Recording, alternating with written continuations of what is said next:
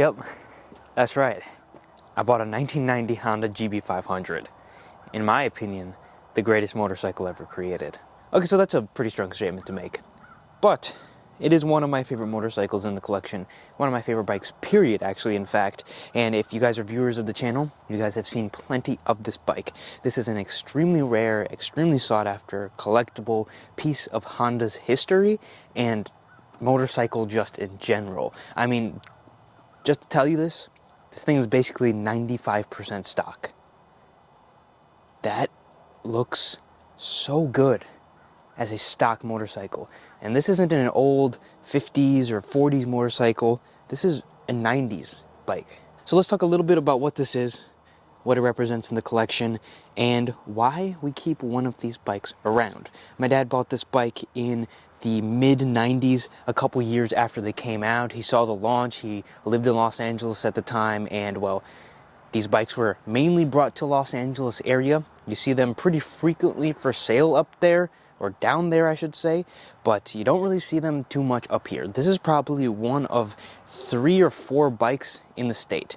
I know of 3, there possibly could be a few more, you never know what people are hiding, but there aren't a lot of them around. Talking a little bit about what the GB is. Just like the old British racers, this is a 500 single. This bike is kind of like a mashup of some older motorcycles. Kind of looks like a Velo, kind of has some Norton vibes as well. It kind of looks like an AJS with some of the pinstriping on the tank. And actually talking about the tank, it might look black. This is actually a green bike. It is a very deep green, but it is in fact green. And I thought that was an interesting fact. Not many people know that aren't enthusiasts of these bikes. There's supposed to be a rear cowl. They tend to crack. This one has unfortunately cracked. It is getting repaired and rebuilt at the moment. Fingers crossed we can get it fixed back to how it looks. If not, make another one and make a copy of it and do a bunch of stuff to make it whole again, essentially. There's also bits that go on the end of these handlebars. It's like a metal piece that is like a metal balancer almost. They also kind of fall out. The screws kind of tend to break. The screw broke inside of this and the other side is just taken out. Actually, if I come over here and open the rear up, this is what they look like. It's kind of like a weight that goes on the end of the bike here. Not sure how well you guys can see that. This weight essentially goes on the end of the handlebars there, and it kind of just acts like as a balance almost. It's really cool, and it gives the motorcycle a very nice feel when these are on. You need to put them back on. Just gotta dial in a few things. My dad knew these bikes would be fairly collectible going into the future, so he decided to pick one up when he could afford it. They were pretty expensive. Brand new, these bikes were around $2,000 to $3,000. They were discounted when they were new, but a few years later, they started to trade around $4,000 because there weren't that many of them. Originally, the GB was supposed to be made for multiple years, but due to poor sales in America, they only made it for 1 year realistically, but I think some bikes are titled as 89s and some bikes are titled as 90s. This bike actually came out of Portland, Oregon, and somehow made its way down to SoCal. My dad was the second owner of the bike. The original owner changed the muffler, he changed the indicators, and that is about it. That's the only 2 things that have been changed on the bike, and it sounds a whole lot better than the stock bike does. It's a little louder, pops a little bit more, also probably has a little bit more horsepower because of that. I've ridden a stock bike and I've rode this bike, and it feels like this bike has a lot more power.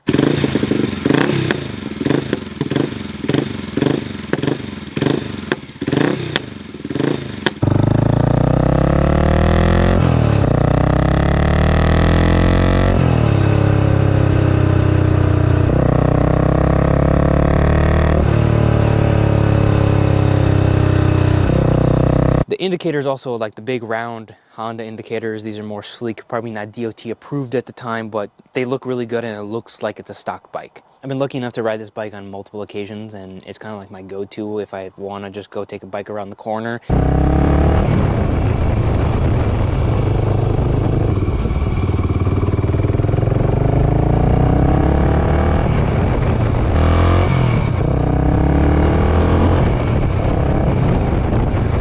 It's so good.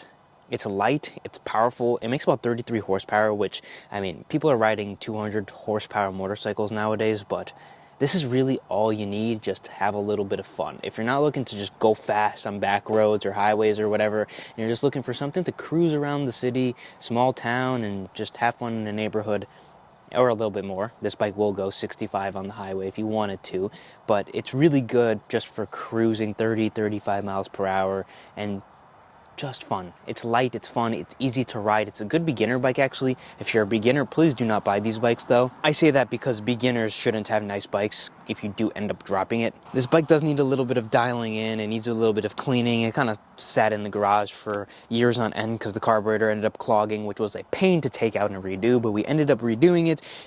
Not sure why it's acting a little weird right now. It doesn't quite want to idle.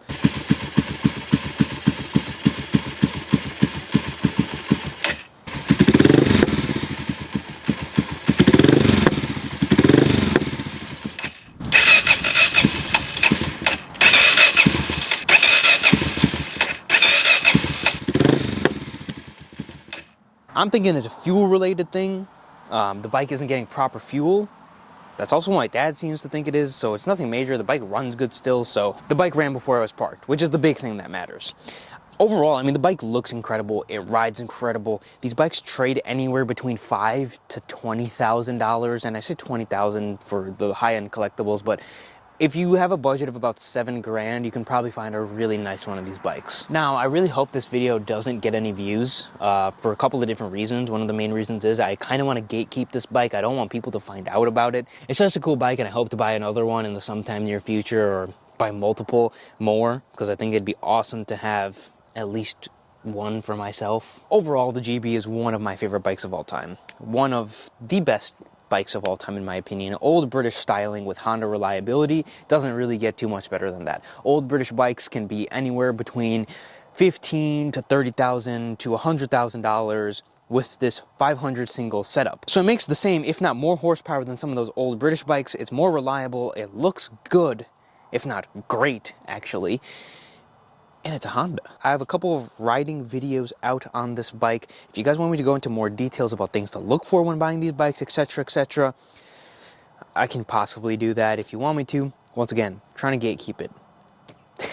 So, just being real. But I thought I would make a video with this bike, isolating it, and talking a little bit more about it specifically. If you guys want to see the rest of the collection, I have about 27, 28 motorcycles right now. So click up here, check it out. Click here if you guys want to hear a full riding video with this motorcycle.